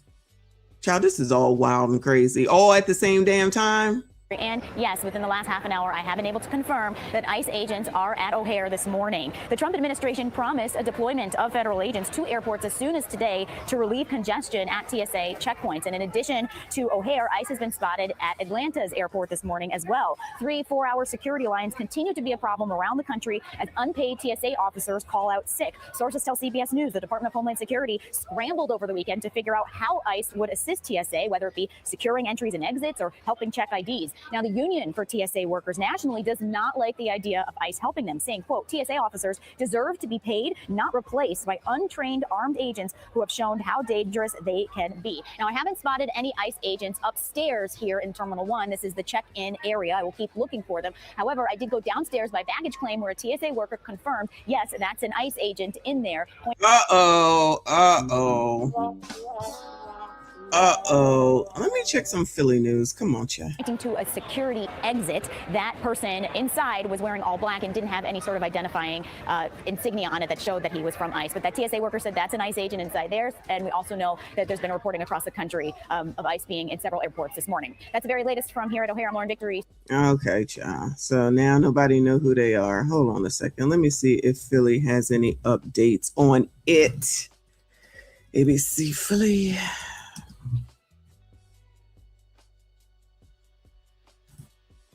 Probably should go to Fox though. Trump administration plans to send ICE agents. I don't know. No confirmation. Let me see. Woo! Lord help your people. Shout out to everyone that is here. Please make sure you hit the like button for me. Subscribe if you are new. So LaGuardia, for those that don't know, there was a crash between the plane, Air Canada, and the fire truck that was going to another mishap or whatever. And the 2 pilots died. I don't think we confirm what's going on with the fire truck persons at this point. They didn't say anybody else died, but most people have been released from the hospital. The airport there is closed until at least 2 p.m. while they investigate. It sounds like they were told to stop, meaning the fire truck, and they didn't. The plane had just landed, so obviously it couldn't stop. So that's what's going on there. It does look like ICE agents are showing up. They're at Atlanta Airport, Jackson Hartfeld, and they're at O'Hare in Chicago at minimum right now. O'Hare is an international airport. Okay. All right. Let's see what Philly got to say. Philadelphia International Airport is one of the airports across the country dealing with staffing issues as TSA employees work without pay during the partial government shutdown. The Trump administration now plans to deploy ICE agents to airports to ease the understaffing due to TSA sickouts and dropouts. Action News reporter Brianna Gallagher live at PHL this morning with a look at what's happening there. We've seen those long lines behind you, Brianna, all morning long, but how's it looking now?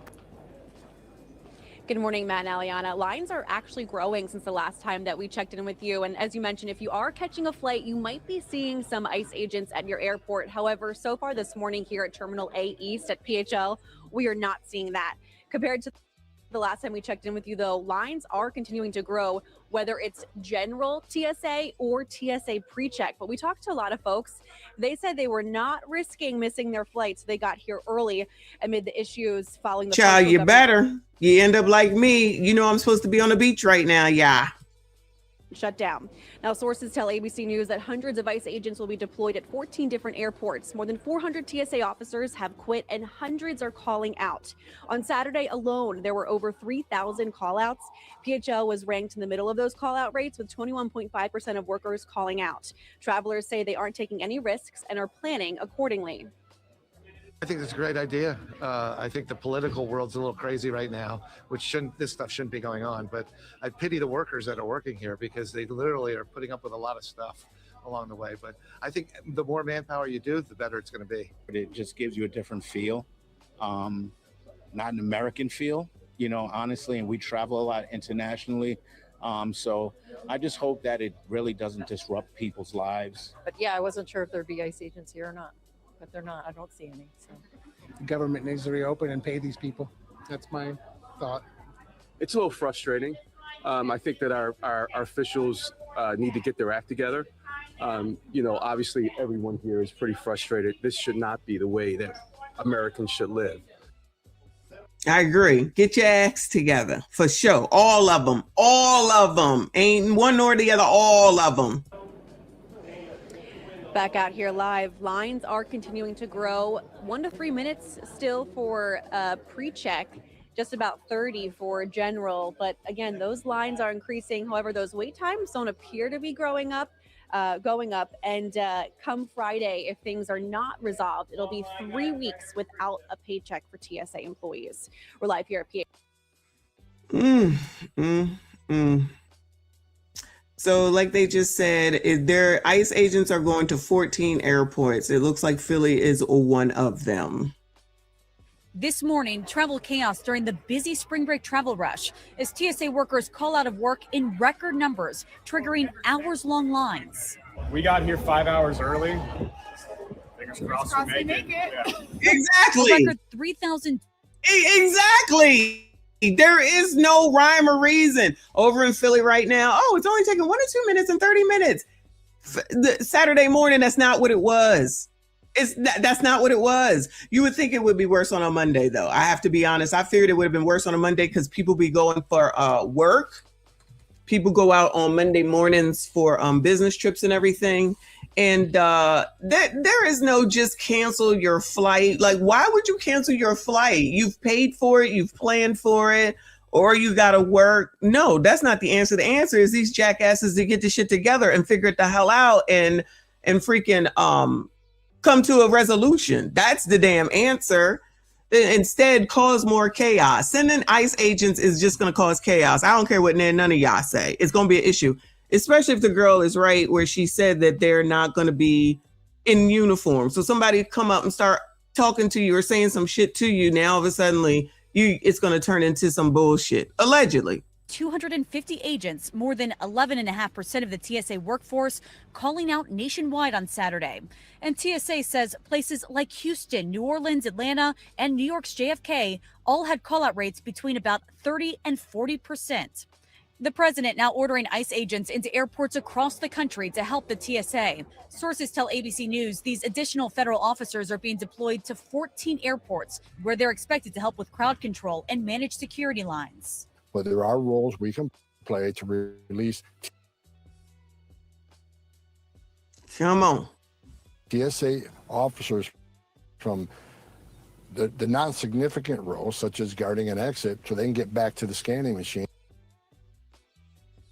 and move people quicker. It comes as the partial government shutdown stretches on. Lawmakers have been at a standstill over how to fund the Department of Homeland Security, but there is some possible movement. Democrats demanding immigration enforcement reforms said Sunday that some Senate Republicans now side with them to fund TSA separately from the rest of Homeland Security, so TSA agents can get paid. But they're blasting the idea of having ICE agents in airports. The last thing that the American people need are for untrained ICE agents. Do you know how much I hate hearing any of them say the American people? Because, child, did any of them talk to y'all? I'm serious as a heart attack. Did any of them talk to any of you all, since they always speaking for the American people? Now, Gen Z, according to what the lady said at O'Hare, they're not in uniform. Now, whether that's true or not, I don't know. That's just what she said. She's like, oh, they dressed in all black. That's what she said. That's what she said. Now, that would be crazy. So I certainly hope that that's not really the case. But you can't trust some of these people because you can tell that they're speaking for their own agenda. Why should it be an issue if people behave? They're not gonna. That's the problem. You know it. Didn't I say LWWs and LTMs are going to show up? I'm telling you, they probably, now that they know the 14 airports, you think they're not gearing up to go down there and cause dissension? Allegedly. I hope I'm wrong. I hope I'm wrong. Maybe I'm wrong. Maybe I'm wrong. Thank you, Wombat. I appreciate you, boo. He said flew out of DF Dub this morning. If I didn't have clear, I don't make my flight. And even if they fix it, they still have to get everyone back to work. I agree. See, that's long-term thinking, right?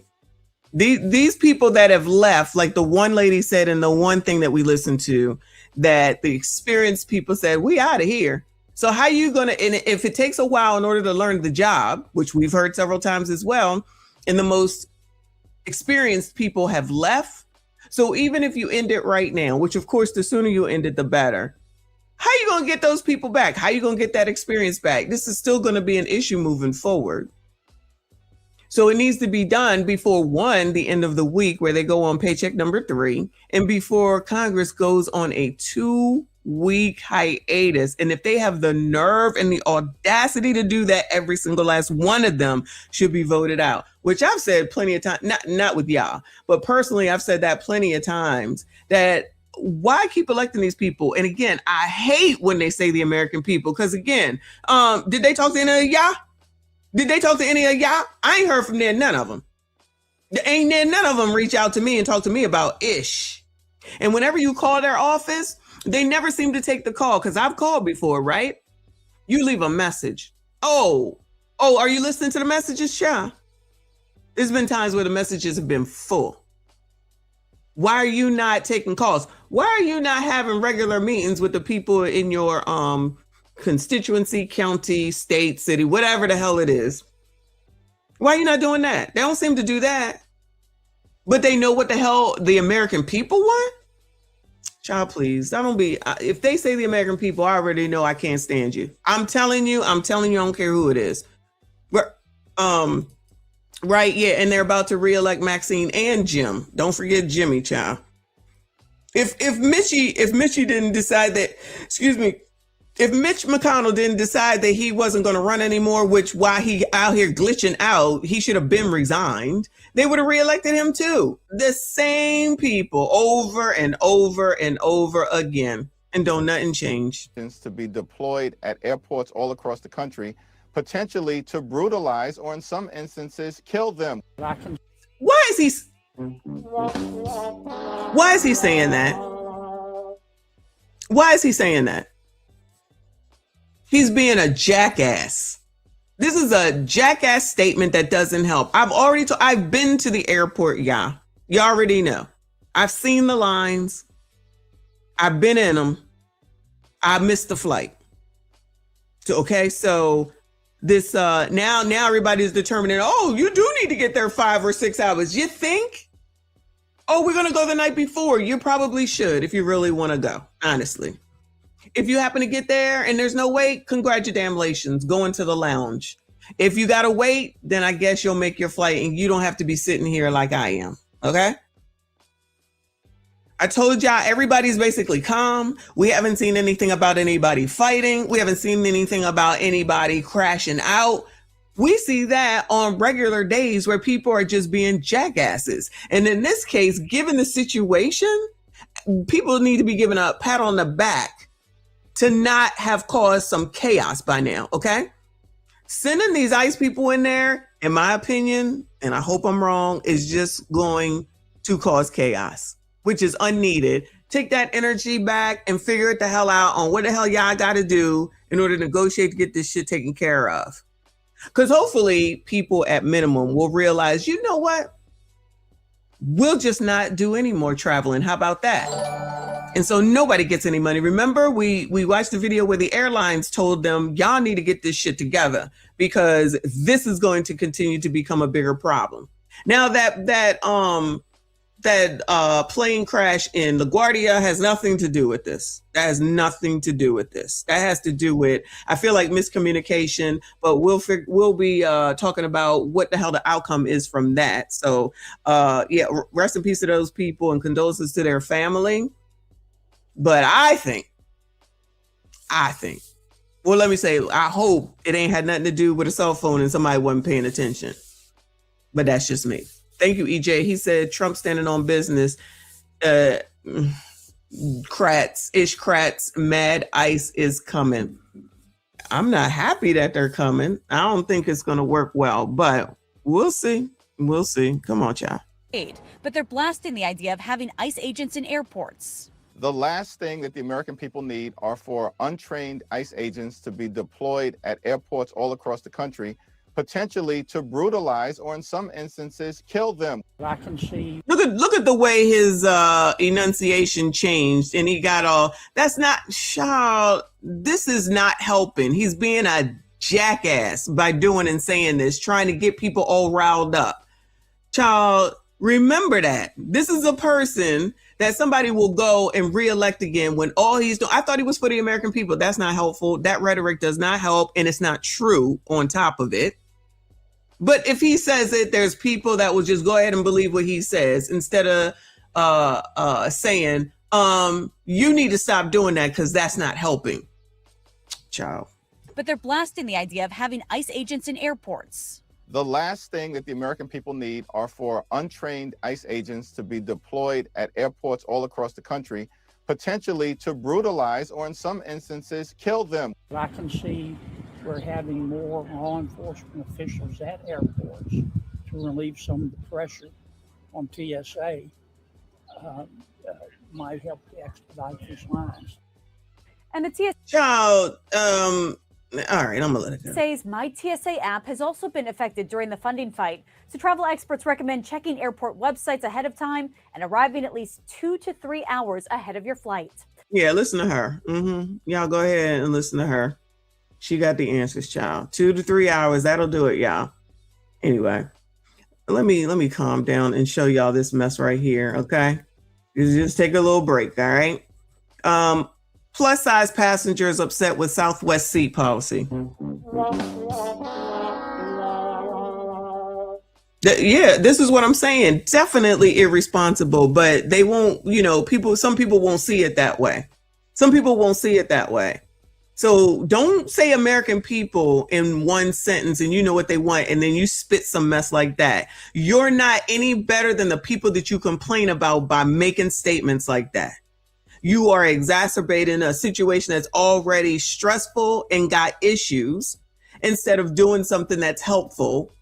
Like at least saying until Trump comes to the table or whoever Republicans come to the table, not Trump, until Republicans come to the table, we're at a stalemate. No. Let's just start saying what ICE is allegedly going to do. Ignoring the fact that those people that aren't here anymore put themselves in those situations. But anyway, let's see what's going on in Southwest. Shout out to Southwest. I can't stand that airline, but some people like it. They changed their policy where you can't sit wherever you want or something like that. I really don't take Southwest. I take Frontier and American Airlines. But we'll see. Oh, yeah, and I got my Go Wild Pass. So they definitely need to get this together so I can get the hell on up out of here. Southwest has a new seat policy, and some passengers are not too happy about it. Yeah, there's turbulence over at Southwest, and I hadn't seen this one coming, but apparently neither did a lot of other people as well. Now, when it comes to plus-size passengers, but Southwest always drew raves from these folks because of its sensitive treatment of people in that situation. But these days, apparently, Southwest is being flooded on social media with complaints about how it is treating some of its larger, heavy-set passengers, including accusations of outright fat shaming. Southwest policies regarding heavy...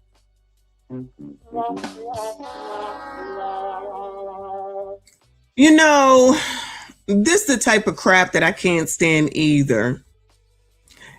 If you are fat, you're fat.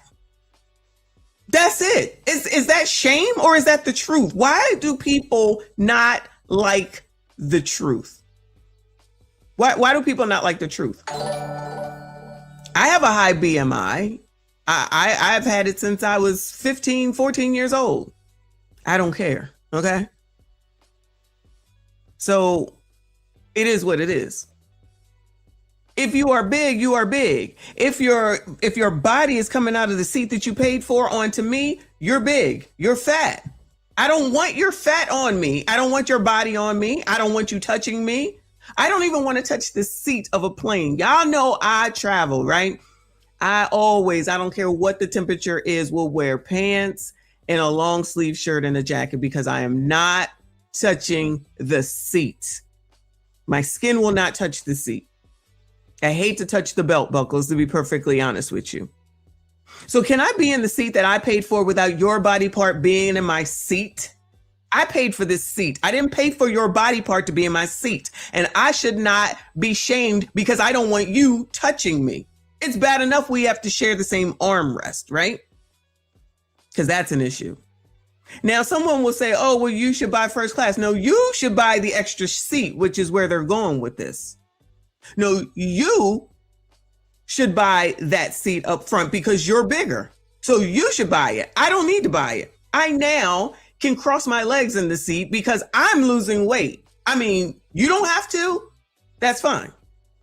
I've lost weight. I can now be in my seat and be comfortable, cross my legs and everything. Not my fault that you can't do that. It is not my fault that you're larger than the seat. It is your fault if it touches me. I don't want it. I don't want it. And I'm okay with saying that. Anyway. Am I the blanket girl? I used to have a blanket until I lost it. I had the thing that goes around your neck and then the blanket that goes along with it. But one tore and one, I got to get a new one. I'm going to have to get a new one, but I want to get it from the right place because it's got to be cute. You know, it's got to be cute. Can't just be any old thing. Y'all hit the like button before we subscribe if you are new. All right, come on, Southwest. Shit. Set passengers used to be requiring them to buy a second seat, but then refunding or crediting them afterwards. But in January, that policy changed, reportedly forcing people to buy an extra seat even if they never had to buy one before, or even denying people access to flights. And then refunds for second seats, they're now given only when a flight is full. Now, the wonderfully named Tigress Osborne, executive director of the National Association to Advance Fat Acceptance, well, she told the New York Times that South... I know you lying. I know you lying. Hold the hell up. Hold on. The National Association of what? And then refunds for second seats, they're now given only when a flight is full. Now, the wonderfully named Tigress Osborne, executive director of the National Association to Advance Fat Acceptance. The National Association to Advance Fat Acceptance. Shout out to the NAACP. Black people, something has been sniped yet again. So it's okay for you all to name your organization of fat people, but if somebody says fat, then you're offended. Child, if y'all don't get out of my face, again, shout out to Generation X. We grew up how we grew up. It's called being fat. Okay. I've been fat, but I've been not as small as I am now. So you're either going to do something about it or it is what it is. Okay. So I don't want you touching me on the plane. I don't even know you. I don't even know you. Why would I want you touching me? Don't touch me. Don't touch me ever. Ever. Well, she told the New York Times that Southwest gave very little advance warning of its policy switch and basically caused many plus-size people who for years brought all their business to this airline to suddenly say, wait a minute, where's the love? Southwest, for its part, says in a statement that it always wants to provide a comfortable experience for everyone, but when it changed its policy and imposed assigned seating on the flights, well, it says it had to change other seating-related requirements as well. I think the bottom line here is airlines are a weight-based business. There's no getting around that, but not making everyone feel welcome, that's not the way to play. A lot of changes to Southwest. No kidding. Yeah. They used to be the how are you not making everyone feel goodbye? How many different airlines are there at the end of the day? Choose a different one. Choose a different one. It's that simple. It's not everybody's responsibility to change for you. You change for it. I don't expect to go into a restaurant and them change for me. I'm going to comply in order to go into said restaurant. No, these people always think that everybody has to change for them. No, change the airline, buy the second seat. Don't touch me. Don't touch me. Don't touch me. I don't want you touching me. I don't want your body on me, especially if I don't know you. If you take a kid, do you have to pay for another seat for them? I believe it's infant I don't know if this is still true. Y'all let me know. I'm not sure because I don't have to take babies. But I think at one point you could hold the baby, but anybody over like I think at least a year, you have to buy another seat for them. You have to buy another seat for the kid. So technically, I guess you could hold your kid on your lap. They don't want you to do that. You can't do that. So there you go. So you need to buy another seat. A whole ass little skinny ass child has to have a whole seat, and you got a seat and you're spilling out of it. And we're supposed to have sympathy for that? No, don't touch me.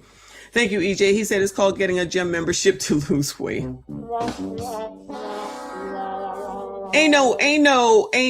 No, I'm not trying to hear. Is it 2 years old? So 2 and under. Okay, so 2 years and younger usually sit in the lap. Older pay for a seatbelt. There you go, for a seat. Okay, that makes sense. When I take my granddaughter later in the year, she can't sit on my lap. Now, mind you, she's 11. And she's skinny as a rail. She's gonna be swimming in that seat, but that's fine. I gotta do it. You gotta do it. That's it. That's it. This is a stupid conversation. And then now you got the National Association of the Advancement of Fat People, and y'all serious about this? Child.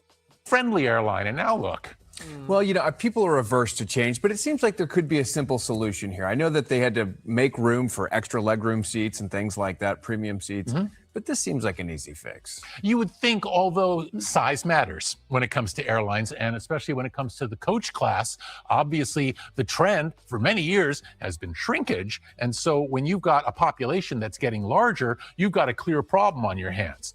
No, the population who's getting larger has a problem on their hands. There is a solution. You know what the solution is? Get the bigger seat. The bigger seat in the front is usually more money. Oh, no. You have a larger seat. I don't know if you would consider it first class, depending on which airline that you're on. It's much bigger, lots of room. Buy that seat and it's not an issue. So in other words, you're being cheap and then you want to shame somebody else for what you actually are. And you think that we're supposed to accept you touching us? Don't touch me. Don't touch me. Obviously, airlines have a duty to treat everyone with respect and sensitivity. But in a situation like this, you don't want to get into a situation where people are saying fat shaming. And that's where Southwest seems to find its. No, see, that's the rub right there. Just like when everyone says racism. So now they want to say fat shaming. It's not a shame. You're fat. You're fat. I'm not. You're tall. I'm tall. You're short. I'm not. Okay? These are all differences. We're not all the same. We're not all the same. Just like on rides, you have to be this tall. You know, when you go to amusement parks, you have to be this tall. You put the kids up there or taller. Okay. You don't have no problems with that. Y'all don't say nothing about that. When they say you can't be bigger, shout out to Respucia. When they say that you can't be bigger than this in order to ride a ride, y'all seem to not have a problem with that. Y'all seem to not have a problem with that.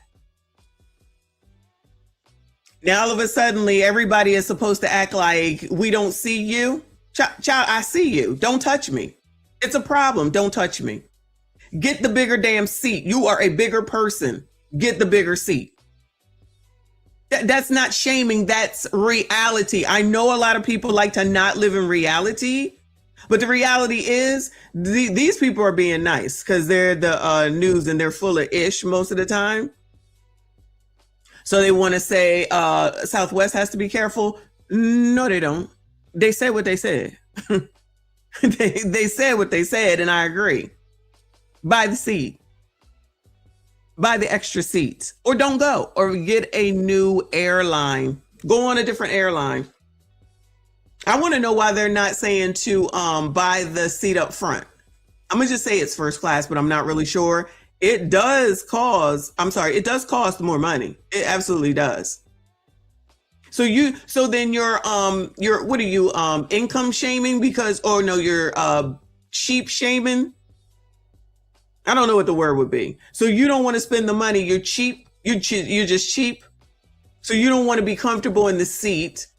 You want to stuff your ass in the seat, spill out onto the rest of us, and then act like we're supposed to accept that when you can just buy the larger seat or buy the seat next to you. Honestly, by the time you buy the two seats together, you could have just bought the first class seat and it probably would have been cheaper. Honestly, it probably would have been cheaper. Nope. You'd rather make up the the NAAFP, Godfather Sports, the National Association of Fat People, whatever the hell it's called. But then as soon as somebody calls you fat, you want to get offended, but you want to come up with this name. Please take this mess on somewhere. This man, look, Dr. Nye, the science guy, stop being so nice and tell the damn truth. Feel welcome? That's not the way to play. A lot of changes to Southwest. No kidding. Yeah. They used to be the friendly airline, and now look. Now he's shaming the airline, saying that they're not friendly. Child, if you're not paying attention to what these people are saying, you won't understand what these people are saying. Seriously. Well, people are averse to change, but it seems like there could be a simple solution here. I know that they had to make... It seems like there could be a simple solution. Sir, you're right. Buy the seat up front. Buy the seat up front or take a different airline. American Airlines has bigger seats in the front, Bueller. Honestly, Frontier has bigger seats in the front. I'm pretty sure the rest of them do, but I pretty much stick to the same two. I know that Spirit, honestly, listen, them seats suck, okay? But if I'm just going to Florida, I ain't got to be on it. I ain't on it for comfort. I'm on it to get to where I need to go, right? They got they got big comfy seats. They do. They have big comfy seats. And then they have a thing where you can buy your seat and then you can pay for the middle seat not to have anyone there. And then someone is on the someone is on the aisle seat and someone's on the window seat. So they keep the middle open for your comfort so you don't have to be stuffed together. So stuff your ass on one side or the other and leave that one in the middle open. So then you don't have to bother anybody. Nope. Let's just make a big deal where there is none. Room for extra legroom seats and things like that, premium seats. Mm-hmm. Yes, you pay for that, sir. You pay for that. He don't want to mention that part. Extra legroom, that costs more money. Premium seats, they cost more money. The big comfy seat, it costs more money. At the end of the day, these people are being cheap and then they want to blame it on being fat. These people are actually cheap and then they want to blame it on being fat. That's what it is. That's what it is. But this seems like an easy fix. You would think, although size matters when it comes to airlines, and especially when it comes to the coach class, obviously the trend. The coach class, you heard that, right? So that's not the premium seats. This is the coach class. So you're cheap. You're cheap. You're cheap. When it comes to airlines, and especially when it comes to the coach class, obviously the trend for many years has been shrinkage. And so when you've got a population that's getting larger, you've got a clear problem on your hands. Yes, the people that are getting larger are the ones with the problem on their hands. So they need to adjust. The world doesn't adjust to them. You need to adjust to the world. That's it. We're gonna call this shit out. We're not playing games, and we're not gonna sit up here to people's sensitive asses because of the fact that you are who you are. I am who I am. If I'm too tall for something, then I'm too tall for something.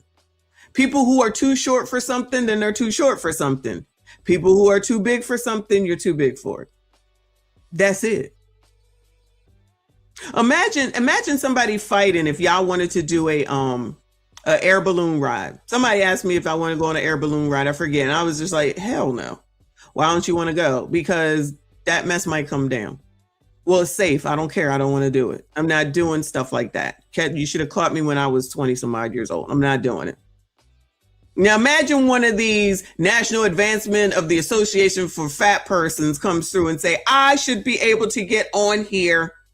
Ma'am, this balloon is going up in the air. There's a weight limit. That's fat discrimination. I have been shamed for being tall. I absolutely have. When you're a tall girl, female woman, when you're in school and you're taller than all the boys, you get made fun of. You absolutely get made fun of. But what am I gonna do? Cry about it? All right, maybe I cried when I was home, but not in front of none of them. And guess what? At the end of the day, it all worked out. I'll just find people who are taller than me, right? There you go. But at the end of the day, boys don't sprout until they're about 14, 15, 16. So who had the last laugh at the end of the day? Okay? I'm just saying. Come on, Bill Nye. Obviously, airlines have a duty to treat everyone with respect and sensitivity. No one said that they weren't treating you with respect and sensitivity. You just don't like the answer. No one is saying that you're being disrespected or being treated insensitively. You just don't like the answer. That's all. That's all.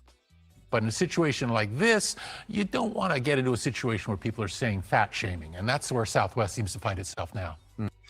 Southwest, stand your ground. Southwest, stand your ground. Because that's what they're counting on. This is 3 days old. Let me see these comments.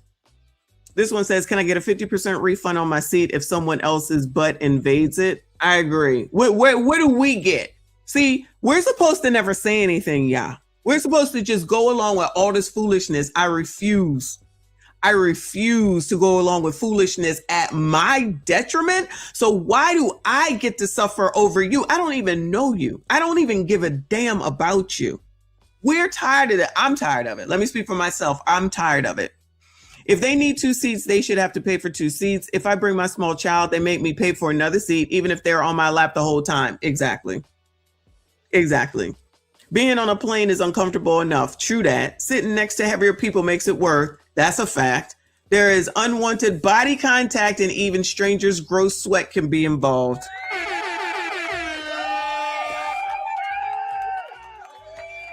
And you know what also pisses me off?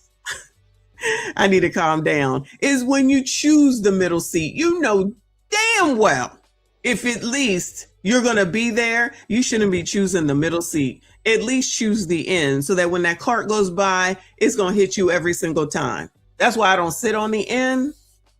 I don't sit on the end because that cart will come by and they don't care and it will knock your daggone elbow, okay? I sit by the window. I will pay every single time to get the seat that I want as opposed to the seat that they want to assign me. These people don't want to pay. They're cheap. That's the bottom line.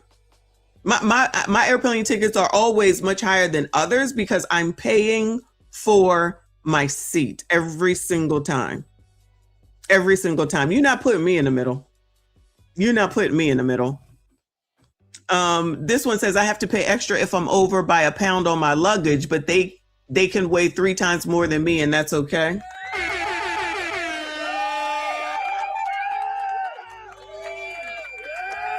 I agree. What the F? Why are we hearing about this again now? We first began to hear about this issue many years ago, more than 20 years ago. And back then the issue was resolved. If you take up a second seat, you must pay for a second seat. The problem is that if they don't do it in advance, then just get on the plane. They're not making them either get up or go to some place where they can purchase the second seat. I would make them get off the plane, but then they're going to try to say that that's fat shaming. No, it's you didn't follow the rules. And you guys to go. Pay for the seat up front. When you're used to special treatment, equal treatment seems like discrimination.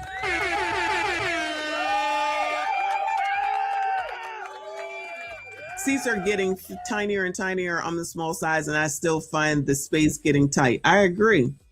And so now having lost weight and getting smaller, it's better. That's just how it goes. I don't know why this is got to be shaming. It is what it is.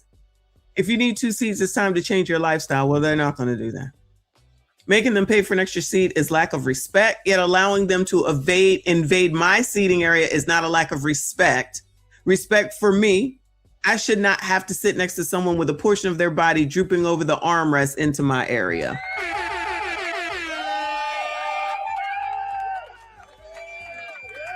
Child, stop it. Stop it. Stop it. I didn't even think about that. Or God knows if they fart. I'm just saying, child. I'm just saying. Anybody, of course, but I'm just saying. It says you weigh your suitcase. Why not people? If you take up the space of two humans, pay for two spaces.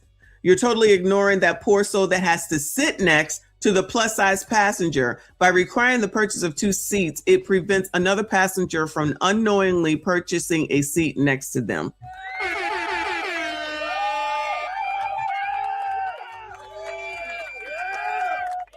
Nah, they would rather try to make everybody conform to what they want. No, pay for the extra seat. So yeah, so that's what's going on. But I don't like Southwest anyway. I don't like it at all. I go with my dad. Well, I used to go with my dad, but I don't do it anymore. Let me see if there's anything updated because we've been here for 2 hours now. We basically have the gist of it. Here's a live shot though of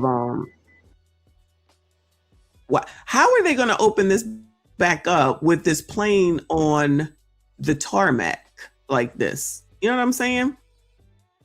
Wouldn't you think they would have to remove it? Or I guess they could just do the other diagonal runway? I know what I'm saying, but I don't know. Because I'm sure this what time is it? It is it's almost 10 o'clock. So they have 4 hours to get this thing off of the tarmac. Coffee shop said it's not hard to remove. Don't they have to they got to do the investigation first though, you know what I mean? So I'm assuming that would take a moment. And wouldn't they need to leave it in place in order to do the actual investigation? I'm just asking questions. I'm not sure. And I know that somebody was talking about the black box. So now you gotta, I guess, get the black box. I guess you don't have to wait. The black box is in the plane. Is the black box in the plane, y'all? I'm not sure. Oh my goodness gracious. There's a lot going on, y'all. It's a lot going on. Welcome to Monday. Happy Monday, y'all. Okay, so the black box is on the plane. All right. And hopefully they found it.